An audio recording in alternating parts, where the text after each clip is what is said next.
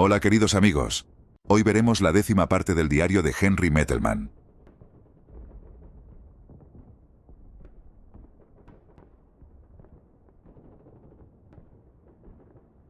Le di a Irina un papel de requisición que indicaba que su casa había sido tomada por un personal del regimiento y lo firmé como un mayor.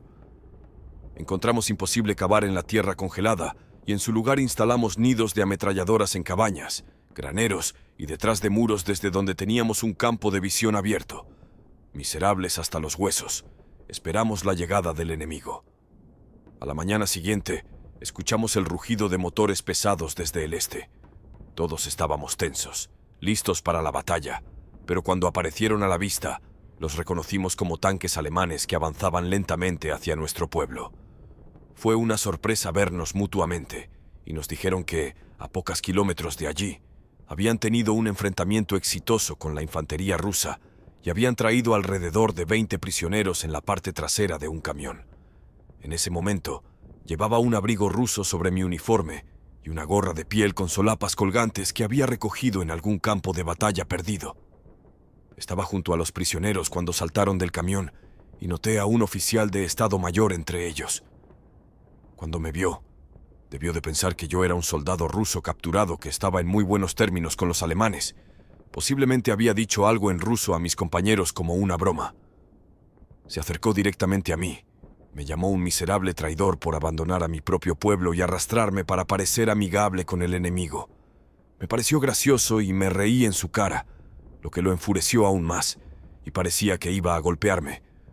Yo mismo agarré una especie de palo y los guardias tuvieron que venir corriendo para contenernos, diciéndome que no lo lastimara, ya que era un prisionero valioso. Solo entonces tuve la oportunidad de desabrochar mi abrigo y revelar mi uniforme.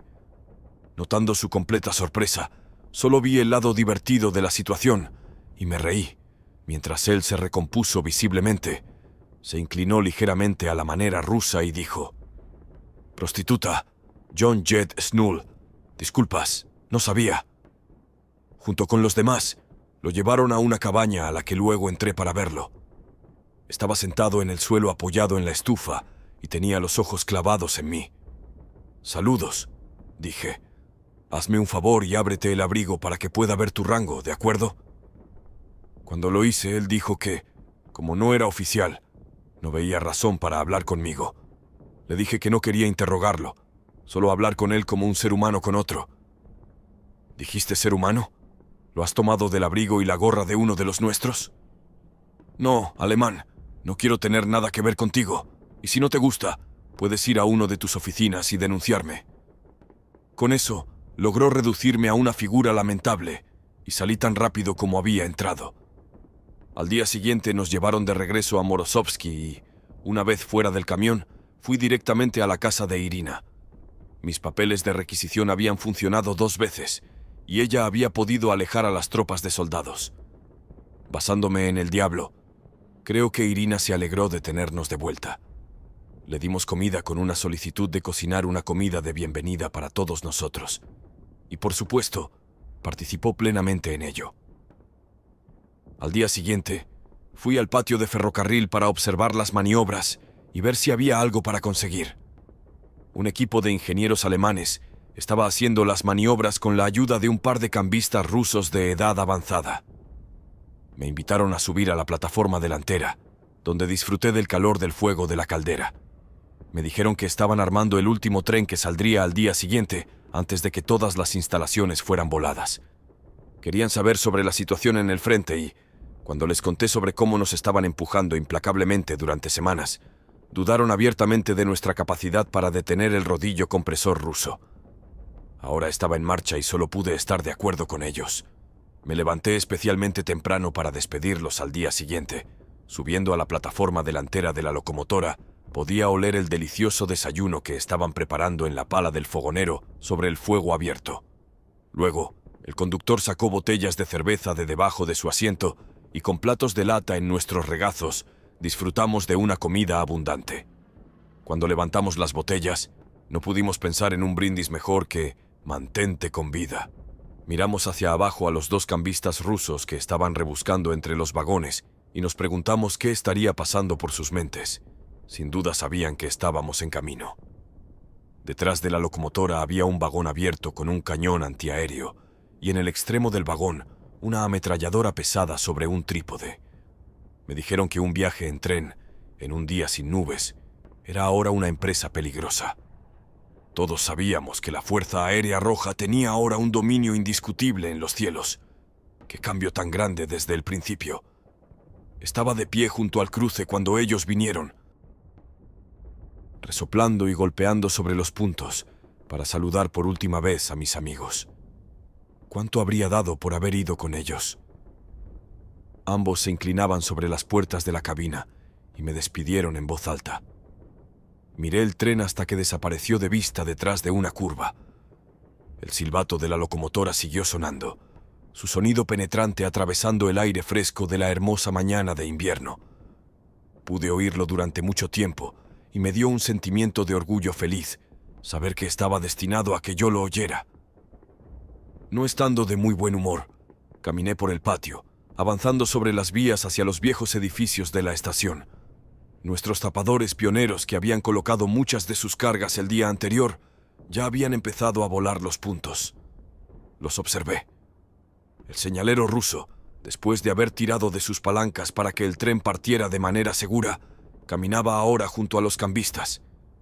Hubo un sordo golpe de explosión que destrozó la antigua caseta de señales de madera y voló algunas de las ventanas de sus marcos. Las llamas se deslizaron entre las tablas y treparon como sanguijuelas por las paredes exteriores hacia el canalón, tras lo cual, solo minutos después, se convirtieron en una antorcha rugiente, chisporroteando hacia arriba. Aunque me gustan los incendios, este me entristeció. Desde la infancia, los ferrocarriles habían estado en mi sangre. Mi padre, ferroviario, me había llevado cuando era niño a trabajar con él en los antiguos talleres de locomotoras. ¿Qué habría dicho él si hubiera podido ver esta destrucción sin sentido? Los tres rusos se detuvieron y observaron la destrucción de su lugar de trabajo. Sentí mucho por ellos. Negué con la cabeza en desaprobación y les dije: «Lo siento, sé que esto es malo». No sé si me creyeron, porque no dijeron nada en respuesta, pero vi algo más en sus ojos que me hizo estremecer. Cuando regresé a nuestros alojamientos, mis compañeros estaban jugando a las cartas junto a la estufa caliente. Querían saber por qué me había levantado tan temprano y si había descubierto algo sobre lo que iba a suceder. Uno de ellos comentó que cuando en verano todo iba perfectamente, los capellanes del ejército siempre estaban cerca para ofrecernos consuelo religioso por lo que estábamos haciendo. Ahora, cuando algunos de los más antiguos estaban sufriendo estrés mental y quizás los necesitaban más que nunca, no se les veía en ningún lugar en el horizonte. En una de mis escapadas, había rasgado mis pantalones y, al tener solo un par, había intentado repararlos con imperdibles y alambre delgado, pero esto no evitaba del todo el frío. Irina se ofreció una mañana a arreglarlos por mí. Sentado con una manta alrededor de las piernas, la vi sentada al sol junto a la ventana, reparando mis pantalones expertamente, y reflexioné sobre por qué brindaba consuelo a un soldado enemigo de esta manera. Estábamos seguros de que algo iba a suceder pronto. El ejército rojo estaba recuperando la confianza, y yo había visto algunos de sus pesados tanques acechando en el horizonte como leones salvajes y hambrientos listos para atacar. Un par de Sturmovix habían volado rasantes sobre los tejados, bombardeando y ametrallando, y habían enviado a todos, alemanes y rusos, a entrar en pánico. Una pequeña casa recibió un impacto directo, y luego supe que varios ancianos y algunos de nuestros soldados habían muerto. Disparé a los aviones que volaban bajo, esperando alcanzar el depósito de combustible o al piloto, pero sin éxito. Cuando fui a ver a Irina, que estaba en un estado de miedo, dije: «Malditos». Pero ella sacudió la cabeza y dijo: «No son bastardos, son nuestros pilotos y son héroes». Luego se sentó junto a la ventana, puso ambas manos frente a su rostro y sollozó amargamente. No muy lejos de nuestros alojamientos había un taller de reparación de tanques, al que solía ir todos los días. Siendo yo mismo conductor de tanques, podía ayudar y era bienvenido por las tripulaciones. Muchos habían participado en incursiones desde la ciudad, y me impresionó lo poco de confianza que les quedaba en nuestra propia fuerza. Todo de lo que hablaban era cómo salir de este lío. Unas semanas antes, había perdido mi propio tanque en circunstancias bastante inusuales, y ahora estaba bastante contento de haberme deshecho de ese ataúd de hierro que, casi como un imán, atraía el fuego enemigo donde quiera que apareciera. Ahora estaba caminando con la infantería, capaz de desaparecer rápidamente en cualquier agujero viejo, tan pronto como comenzara el tiroteo. Todo había sucedido cuando nos trasladamos a una pequeña ciudad. Los partisanos habían colocado rollos de alambre de púas en las carreteras, que habían tomado de un depósito alemán cercano, tratando de ser inteligentes y atravesando el alambre para abrir un camino para nuestros soldados de a pie. Me enredé de manera desesperada en el alambre y terminé arrastrando largos rollos detrás de mí, lo que afectó gravemente mi dirección. Durante una pausa en el tiroteo, mi comandante me ordenó meterme debajo del tanque y cortar el alambre, mientras la tripulación, ahora inmovilizada, vigilaba la situación desde la torreta. Maldiciendo por debajo y casi quedando atrapado yo mismo luchando con mis cortadores de alambre desafilados, de repente escuché el rugido pesado de un tanque ruso que se acercaba, aunque no pude verlo. Después, no pude recordar la explosión como tal. Todo lo que era consciente, muchos minutos después, era que estaba tirado junto a una cerca de madera, mi uniforme gravemente rasgado y sangrando por varias heridas, afortunadamente todas superficiales. Sentí el calor, y luego vi a través de una visión doble y nebulosa una enorme antorcha ardiente a unos 20 metros de distancia, que era mi tanque, del cual ninguno de mis compañeros había tenido ninguna oportunidad de escapar. Fue solo después de que, con dolor, me reuní con los demás, y no pude escuchar lo que estaban diciendo que me di cuenta de que mi capacidad auditiva se había ido. Sin ayuda médica en esa área, fui colocado en la parte trasera de un camión desde donde miserablemente emergí, curado varios días después y listo para entrar en acción nuevamente. Luego, llegó la orden de que debíamos abandonar la ciudad al día siguiente. Tendríamos que renunciar a la relativa comodidad de la casa de Irina por el infierno blanco que sabíamos que nos esperaba. Mientras estábamos en la ciudad, nos reorganizamos y construimos a alrededor de 200 hombres bajo un nuevo comandante, y también nos dieron un par de jeeps grandes que remolcaban artillería para darnos mayor potencia de fuego y movilidad. Todavía estaba oscuro cuando nos preparamos y todos estaban de mal humor. Había un rugido en el aire por las pruebas y arranque de motores en toda la ciudad, y de repente apareció una formación de Messerschmitts volando bajo, y sorprendentemente todos gritamos ¡Hurra! ¿Habían sido enviados para romper nuestra moral? Después nunca los volvimos a ver. Estábamos contentos de que los tipos de la Luftwaffe no hubieran logrado esquivar y tuvieran que quedarse con nosotros. Todos los puntos estratégicos, como fábricas, puentes, centrales telefónicas, etc., se habían preparado para ser volados, pero no se nos había dicho nada sobre las casas de la gente. No sabía si eso se debía a que nuestro nuevo comandante tenía una actitud más humanitaria o si nos faltaba dinamita, pero cualquier cosa podía suceder, especialmente después de Stalingrado, y algunos de nosotros tenían venganza y odio en sus corazones y podían tomar fácilmente la justicia por sus manos y quemar lo que quisieran. Después de que el sol hubiera perforado las nieblas matutinas, las primeras columnas partieron. Nuestra tarea era formar la retaguardia, y volví a entrar en la casa y pronto me quedé dormido junto a la estufa. Cuando me despertaron de nuevo, le dije a Irina "Dowey Dania", y le agradecí por su amabilidad personal y le deseé suerte. Estaba extremadamente nerviosa y lloraba. Cuando bajé de la veranda, ya podía oler el humo que se elevaba por la ciudad debido a tantos incendios. Nos paramos en un semicírculo alrededor de nuestros oficiales, quienes daban instrucciones generales. A pocos de nosotros nos importaba escuchar, y yo estaba al final de la columna preocupado por mi equipo, cuando Irina apareció corriendo por la esquina gritando y buscándome. Estaba en un estado terrible. Todo lo que pude entender fue que algunos soldados habían incendiado la casa sin pedir permiso. Un compañero y yo corrimos de vuelta a la casa con Irina, donde vi a 2 soldados bajando de la veranda. Detrás de ellos, el humo salía por la puerta abierta y una llama se colaba tras una ventana del piso de arriba. Les grité preguntándoles por qué lo habían hecho. Cuando entré, pude oler que habían derramado gasolina en el suelo y que las cortinas y los muebles suaves ya estaban ardiendo. Tratamos de apagar el fuego, pero luego nos quedamos sin agua y se volvió inútil. Entre los dos, y tosiendo mucho, fuimos expulsados por el humo. Cuando vi a uno de los incendiarios riéndose de mí, me enfurecí. El alemán me preguntó de qué lado estaba, y cuando lo amenacé con golpearlo, alcanzó su pistola y pensé mejor en ello.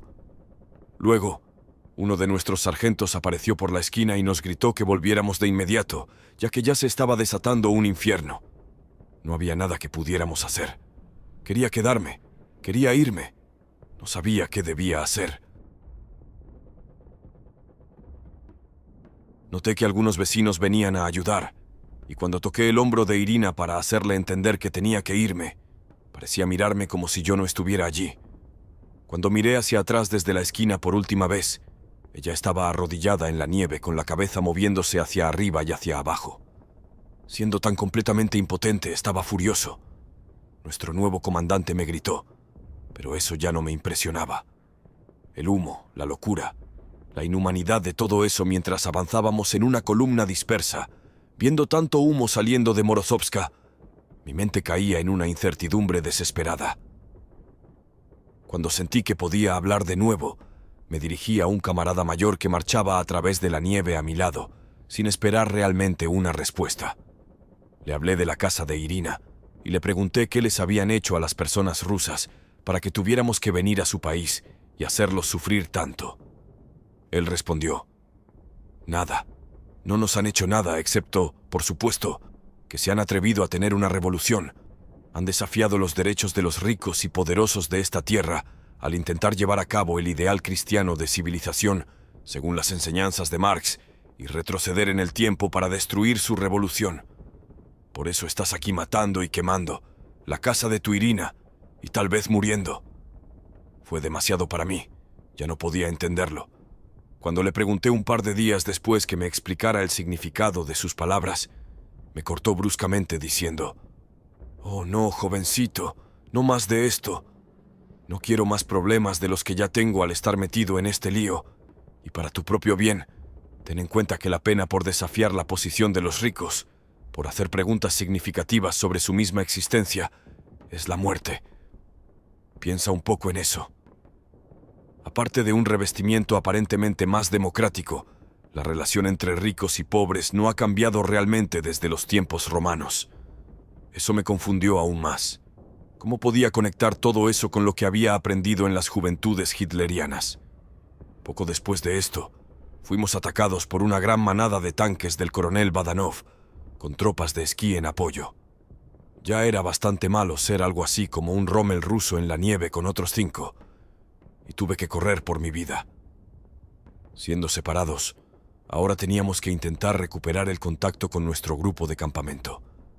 Caminamos durante horas en la oscuridad, y ya era casi medianoche cuando primero olimos el humo. Siguiendo nuestro olfato, llegamos a una colina baja desde donde podíamos ver un pequeño caserío abajo, apenas una docena de cabañas colocadas de manera desordenada contra la ladera del otro lado de un estrecho río. Había caos y confusión a nuestro alrededor, y no teníamos idea de quién estaba en ocupación allí, pero estábamos exhaustos y decidimos intentarlo. Escaneamos el caserío por un tiempo, y aunque éramos conscientes incómodamente del ruido crujiente de la nieve congelada bajo nuestras botas, nos deslizamos silenciosamente hacia abajo sobre el hielo cubierto de nieve hasta el río. Todos estábamos bien camuflados de blanco, apenas podíamos vernos entre nosotros. La temperatura estaba muy por debajo del punto de congelación y el cielo estaba despejado, con una excelente visibilidad en la nieve. Nos extendimos sobre el hielo con nuestros rifles armados y nuestros sentidos alerta. Había una luz de vela en una de las ventanas cercanas de la cabaña que parecía danzar hacia nosotros sobre la superficie ondulada de la nieve.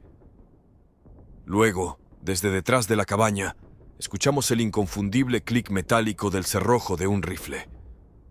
Sabiendo lo que estaba en juego, nos quedamos inmóviles, listos para cualquier cosa. Una voz ronca y definitivamente alemana preguntó: «Wetter und steh still». ¿Quiénes van ahí? En alemán y ruso, y fuimos rápidos en responder que éramos alemanes. La voz nos dijo que dejáramos nuestros rifles en el hielo y nos acercáramos a la cabaña con las manos sobre nuestros cascos. Había 2 de ellos, ambos gruñones y evidentemente molestos por haberlos perturbado. Nos dijeron que no había ni una posibilidad en el infierno de encontrar espacio en ninguna de las cabañas, ya que estaban abarrotadas de rezagados como nosotros. Fuimos y probamos una puerta, y todo lo que conseguimos fue un fuerte abuso por parte del que estaba detrás de ella. Cuando llegamos a la cima de la colina y miramos hacia atrás sobre la extensión de hielo por la que habíamos venido, vimos una pequeña cabaña parecida a un cobertizo, medio escondida detrás de un seto y apartada del caserío. No había luz en la ventana ni humo saliendo de su chimenea, pero juzgando por las huellas de pies, estábamos seguros de que alguien estaba en ella. La puerta estaba cerrada por dentro, y después de gritar en ruso y alemán en vano, decidimos forzarla abierta con una viga de madera. Luego escuchamos el llanto apagado de un niño pequeño, seguido de pasos arrastrándose y el sonido de madera moviéndose. La puerta se abrió solo ligeramente, y una joven con una prenda sobre su hombro miró por la abertura. Empujamos la puerta abierta, entramos y la cerramos detrás de nosotros. Un cálido olor humano nos golpeó de frente. Uno de nosotros encendió un fósforo y lo sostuvo alto para que pudiéramos ver. La cabaña consistía en una sola habitación, y ni siquiera tenía el porche habitual. Una cama de hierro estaba en la esquina lejana, ocupando más de un cuarto del espacio. El largo horno de barro en el otro lado ocupaba al menos otro cuarto, y al pie de la cama había una pequeña mesa con todo tipo de utensilios. Aparte de una silla, eso era todo. Una niña pequeña, asustada con un bebé acostado junto a ella, estaba sentada en la cama. La mujer, atractiva en sí misma, pero con un aspecto un tanto despeinado, con su largo cabello colgando, tendría alrededor de 25 años. Estiró los brazos y se encogió de hombros para indicar la imposibilidad de acomodar a 6 de nosotros en el espacio ya abarrotado. Pero le dije que sus protestas no servirían de nada, ya que estábamos aquí para quedarnos. Después de ordenarle que se volviera a acostar en su cama, desempacamos y de alguna manera logramos apiñarnos en el suelo entre la cama y la estufa. Después de poner un par de velas en la mesa, cortamos nuestro pan, abrimos una lata de carne de salchicha y cortamos trozos de un bloque de miel dura. Uno de nosotros le dio un poco de miel al niño, que lo lamió y obviamente le gustó, y lo sostuvo triunfalmente frente a su madre. Cuando acaricié su cabeza y ella rió. Todos nos unimos, y el hielo se había roto. 9 seres humanos arrojados juntos por el destino en una pequeña habitación. ¿Quién podría ser el enemigo de quién? Cuando le pregunté, la mujer me dijo que un par de días antes, soldados soviéticos habían pasado por el pueblo, solo 2, enfatizó, y se habían quedado en su cabaña, igual que nosotros. Luego habían caminado en la dirección que íbamos a tomar mañana, lo que significaba, por supuesto, que nuestro enemigo ya estaba delante de nosotros. Ella dijo que su esposo era un soldado, y que no sabía dónde estaba ni qué le había sucedido. El bebé comenzó a llorar, y era obvio que ella quería amamantarlo, pero naturalmente se sentía incómoda haciéndolo en nuestra presencia. Cuando le dijimos que fuera adelante y no nos molestara, respondió con alivio, desabrochó su camisa y sacó un hermoso pecho. Aunque cada uno de nosotros se atrevió a mirarlo solo de reojo, era casi demasiado para soportar y amenazaba con atragantarnos mientras comíamos. El bebé mamó y la mujer parecía feliz. Acostados como sardinas y estirando torpemente nuestras piernas bajo la cama, tuvimos una noche bastante cálida. Cuando la mañana mostró sus primeras luces y me desperté, vi a la mujer jugando tranquilamente con los niños. Cuando me vio despierto, me hizo una señal de que quería salir. Recogió a la niña y avanzó cuidadosamente sobre nosotros, que estábamos acostados en el suelo. La ayudé, y cuando la toqué de una manera incómoda, mi sangre comenzó a correr más rápido, y cuando ella me miró por ese breve instante, pude ver que lo había entendido. Regresó con leña y un manojo de turba, y pronto sus manos experimentadas tenían un fuego vigoroso crepitando en la estufa. Cuando salió nuevamente con un cubo, se lo quité, y caminamos juntos hasta el pozo en el pueblo, donde los soldados y las mujeres hacían fila, y teníamos que esperar nuestro turno. Éramos la única pareja que todos parecían notar, mirándonos en silencio. Estaba seguro de que ella daba intencionadamente la impresión de que yo era su escolta, y yo también sentí la necesidad de decirles a todos: sí, nosotros también. Ella y yo estamos juntos. Llegó el momento de irnos, y nuestros escasos pertrechos se reunieron rápidamente. A pesar de que teníamos pocos suministros, compartimos nuestra ración con la familia, y traté de conversar con la mujer, preguntándole su nombre y diciéndole el mío, pero ella no quiso entrar en detalles y solo repetía que Korosko War is no good, la guerra no es buena. El momento de partir llegó, y nos despedimos con educados saludos y sonrisas poco convincentes. Cuando traté de atraer su mirada, reconocí la impenetrable barrera de tristeza que existía entre nosotros. Un viento amargo había soplado las nubes y estaba formando la retaguardia de nuestro grupo. Cuando miré hacia atrás, vi a la mujer aún de pie allí, mirándonos. Cuando me volví y le saludé con la mano, fue en contra de todas mis expectativas que ella me devolvió el saludo. La caminata era dura, ya que la nieve era profunda y cambiábamos al líder del grupo aproximadamente cada cuarto de hora, como el día anterior. Estábamos en un altiplano sin rasgos distintivos que se extendía interminablemente en todas direcciones. El sol estaba un poco arriba y nos daba la sensación de que estábamos calentando nuestras espaldas. No había arbustos, árboles ni cabañas a la vista en ninguna parte. Después de haber luchado durante un par de kilómetros o más, escuchamos aviones en el cielo detrás de nosotros. Luego los vimos brillando en la luz del sol. Aviones rusos. Se zambulleron en la dirección de nuestro caserío, que ya no podíamos ver, y escuchamos el crepitar de las ametralladoras y la explosión de bombas de luz. Pensé en la mujer con sus 2 hijos, lo asustada que debía estar. Luego, los aviones se volvieron y vinieron hacia nosotros. Probablemente habían visto nuestras huellas en la nieve. Subieron juguetonamente hacia el sol para hacer un círculo alrededor de nosotros y luego se sumergieron bajo, apuntándonos como si jugaran un juego, uno tras otro. No había zanja, ni agujero, ni surco en el que escondernos, solo la suave nieve de más de 1 pie de profundidad. Las balas pasaron cerca, pero nos esquivaron. Luego, los aviones se dispusieron a hacer otro círculo burlándonos nuevamente, inclinando sus alas y luego emergiendo directamente del sol. ¡Malditos! ¡Cómo los odiaba! Sus motores aullaban y sus balas silbaban, golpeando la nieve a nuestro alrededor.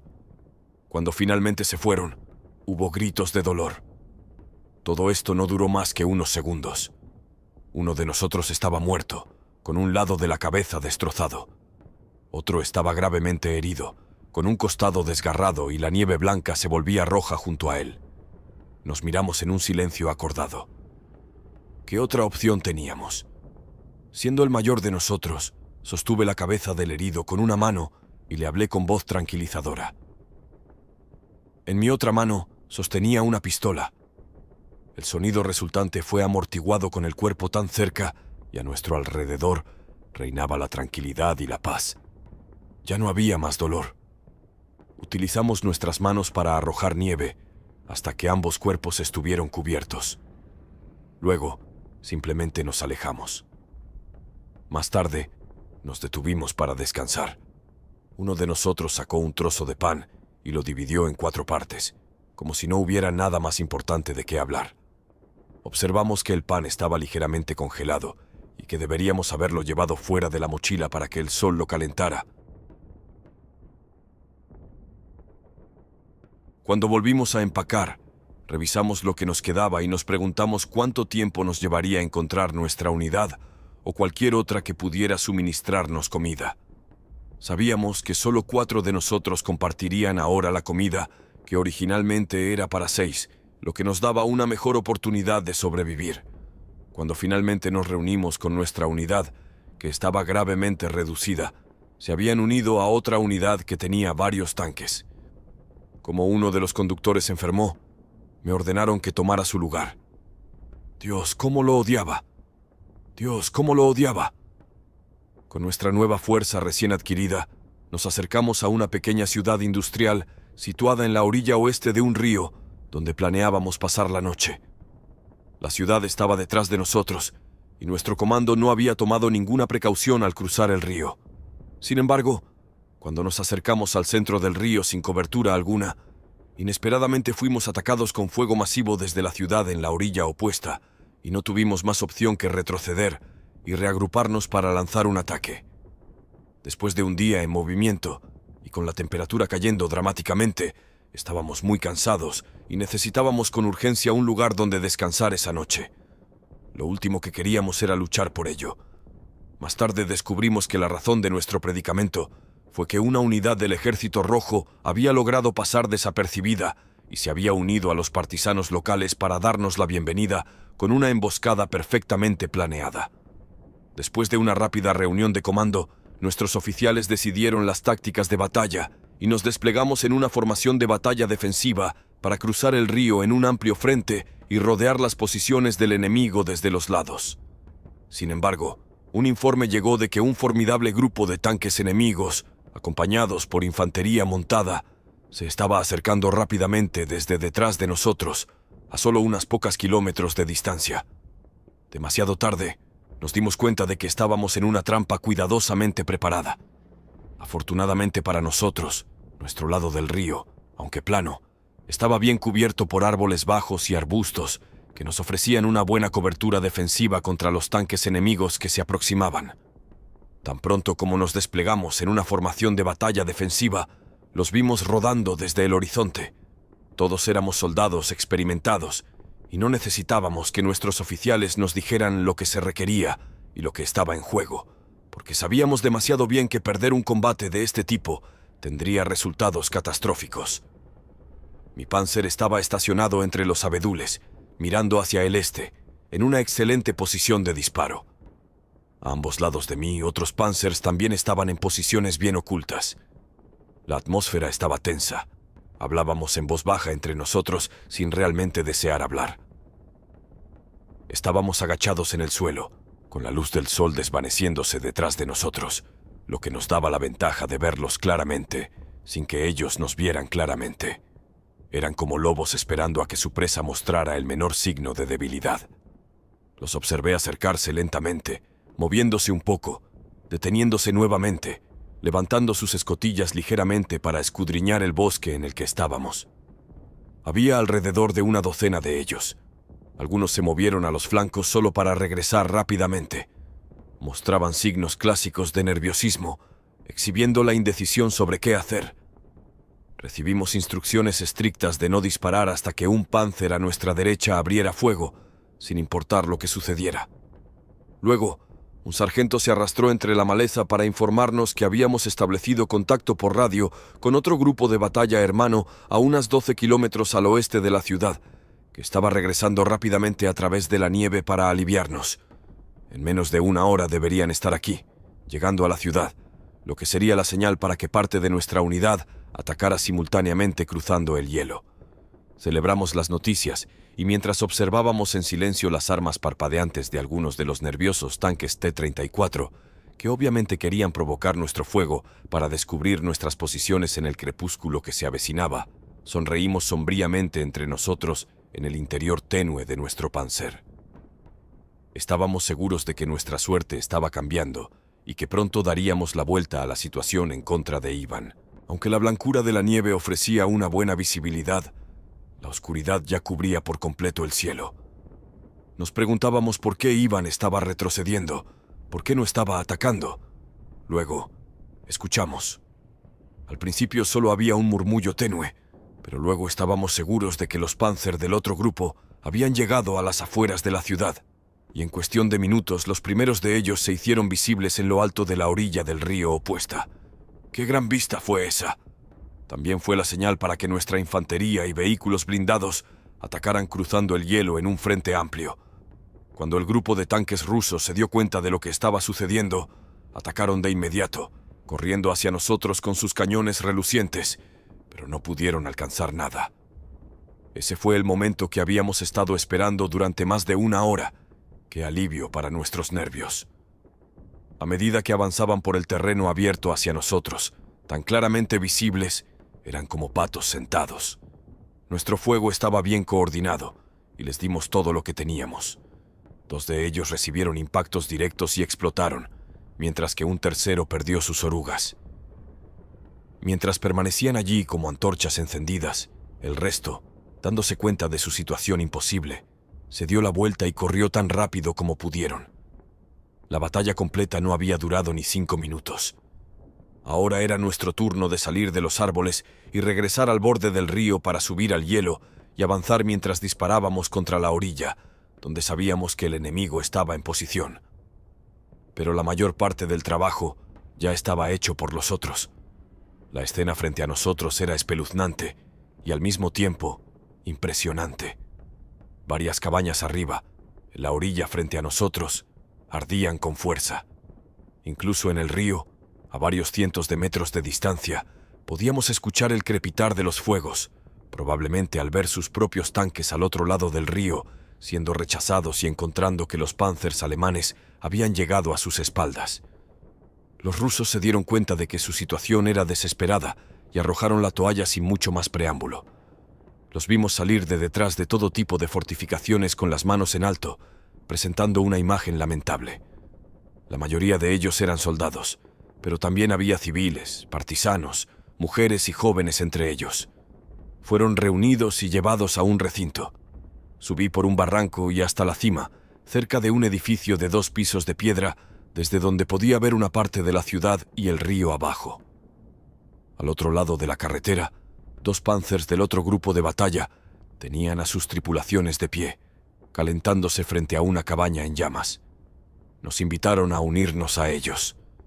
Cuando me deslicé por el costado y pisé la nieve rígida, cansado y rígido, pero ahora feliz, me di cuenta de cuánta energía me había consumido todo el inesperado revés. Hubo apretones de manos por todas partes, expresiones de agradecimiento y palmaditas amigables en la espalda. Nuestro camarada nos contó que cuando habían entrado en la ciudad, habían sido atacados por partisanos y uno de sus compañeros que había asomado por la escotilla había resultado gravemente herido. A partir de ese momento, habían disparado a todo lo que se movía y habían dejado a muchos muertos y heridos en las calles. Esto había sido una victoria total para nosotros, y nos preguntábamos por qué el mando soviético, sabiendo que estábamos de regreso, había tomado un riesgo innecesario. Se pasó la orden de que ambos grupos de batalla se reunieran con todos los vehículos en un gran hangar de fábrica. Nuestras 2 cocinas de campaña ya se habían instalado y despedían humo y un aroma delicioso. Pronto estábamos sentados alrededor, tomando café y compartiendo experiencias. Fue muy reconfortante para nosotros, después de semanas de retirada implacable, haber dado un giro a la situación y haber demostrado que todavía podíamos luchar. Había varios hornos de coque en el gran salón vacío, que pronto pusimos en marcha a toda potencia. Después de tomar una sopa reconfortante, nos sentimos cálidos y cómodos. Después de hacer el combustible y realizar las reparaciones y el mantenimiento, estábamos listos para la noche. Extendimos nuestras mantas en el suelo y pronto estábamos dormidos. En las primeras horas de la mañana me despertaron por un disturbio. Un guardia había traído a una joven que afirmaba ser una partisana, a quien había atrapado huyendo de algunos muertos o heridos en la calle. Era bonita, probablemente de unos 20 años, y aunque estaba muy desaliñada y evidentemente asustada, tenía un orgullo y desafío en su actitud que imponía respeto. Los guardias discutieron sobre qué hacer con ella, y ella era muy consciente de que se estaba discutiendo su destino. Los ánimos se habían calmado a estas alturas. Las matanzas habían cesado horas atrás, y nadie estaba de humor para empezar de nuevo, ciertamente no con una joven.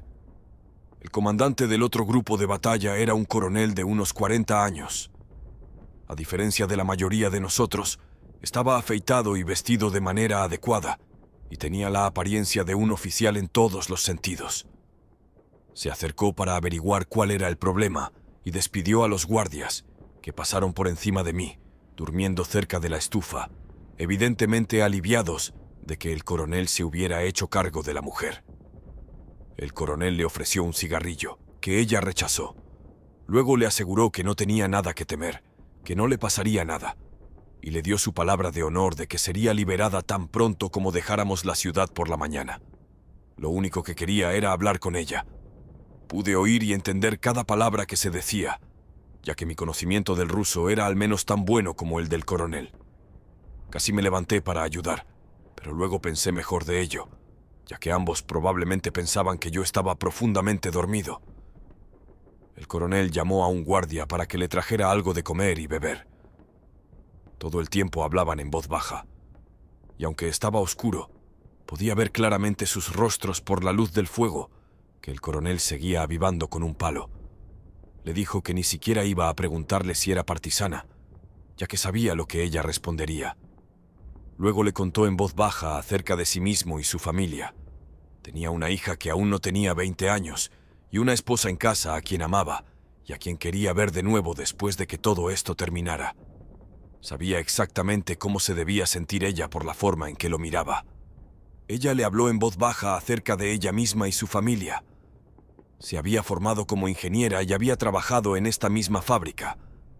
Inmediatamente después de nuestra invasión, recibieron órdenes de cambiar de la producción de artículos domésticos a la producción de guerra.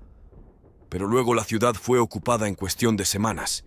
Los edificios y la maquinaria se utilizaron para reparar vehículos, y ella, teniendo que sobrevivir de alguna manera, había trabajado para el comandante alemán. Su madre y una de sus hermanas habían muerto en los primeros combates. La mayoría de otros parientes, incluidos todos los niños, habían huido hacia atrás, mientras que su padre y varios hermanos estaban en el ejército sin que hubieran tenido noticias de ellos durante años. Ahora estaba muy preocupada. Cuando la habían atrapado los guardias, estaba tratando de arrastrar a una mujer herida a un lugar seguro, quien muy probablemente moriría debido al frío.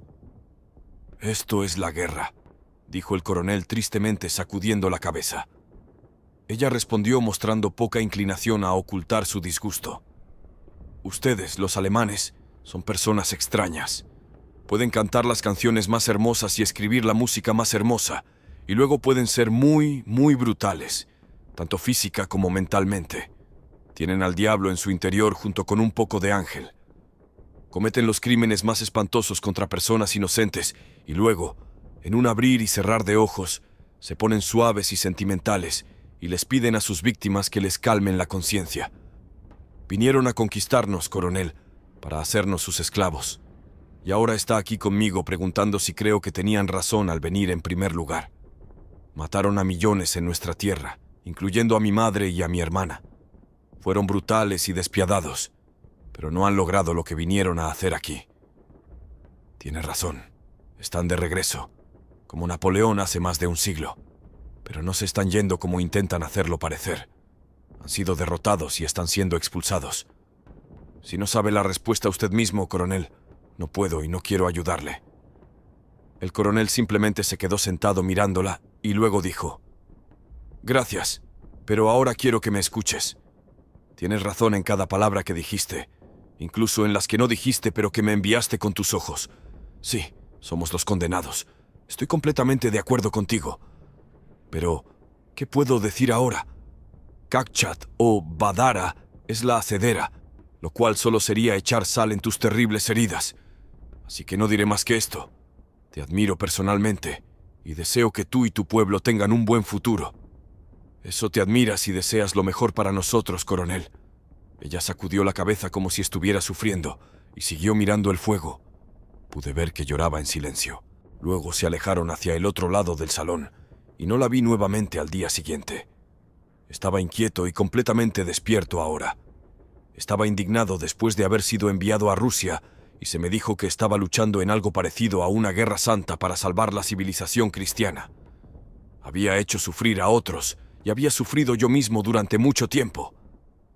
Ahora, este coronel de repente dejó claro a un enemigo que todo lo que había estado haciendo en este país estaba mal. ¿Habría aceptado tan fácilmente a la mujer si hubiéramos tenido éxito en nuestra campaña? ¿Quién podía garantizar que estos oficiales no intentarían culparnos a nosotros, los soldados comunes, por todo lo que había sucedido en Rusia? ¿No dirían simplemente que ellos fueron los que mataron, quemaron y destruyeron, y que no tuvieron nada que ver con eso? Estaba furioso y al mismo tiempo triste. Finalmente caí en un sueño inquieto hasta que la primera luz de la mañana se filtró por las altas ventanas. El salón cobró vida, y el pensamiento del día por delante me hizo olvidar lo que había sucedido durante la noche. pasó un pensamiento fugaz por mi mente sobre todas las hermosas canciones que había aprendido en la escuela y en las juventudes hitlerianas sobre marchar hacia el este. Hasta aquí el video de hoy. Recuerda suscribirte y dejar tu like para que sigamos trayendo contenido para todos ustedes. Hasta la próxima.